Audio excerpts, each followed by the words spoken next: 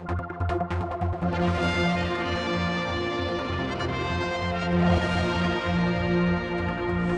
we're down here at Romsey Airport with David from Citywing, and of course you were expecting to have the announcement that you could start service again to the northwest after the closure of Blackpool, but that's not the case. No, unfortunately we're not in a position to do so. We know that there are a number of bidders in the marketplace to take over at Blackpool Airport, but because we don't know who they are and what they're prepared to offer us, we can't actually plan towards that. So the best thing that we can do is actually to stop services now and to actually look to have a restarting date sometime in the future, which we're looking to be the 29th of March next year. So quite a few months then without service. It is, and we're really sad about this, because obviously we have a lot of work that we put in. We understand that the business communities and the various different people visiting family and friends actually rely on the service to get to and from where they wish to be.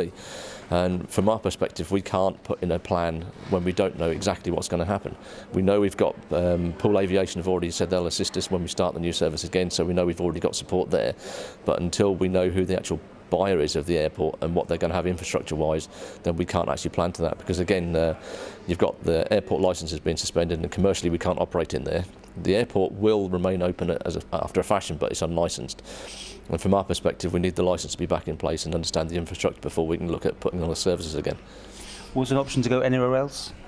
We did actually look to go into Wharton, and 1 hour prior to the announcement coming out that they were going to close it on the 15th because they hadn't found a buyer, we were actually operating into Wharton. But Wharton, unfortunately, because of our schedule and the need for an actual defined time and also the security backup required to operate a scheduled service in there, that it didn't really fit in with what they could actually offer us.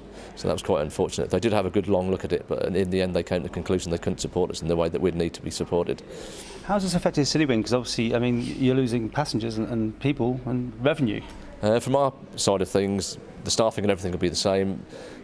We do, like I say, we obviously invested when we bought into the business, so we do have some cash sitting in there to support ourselves during this period.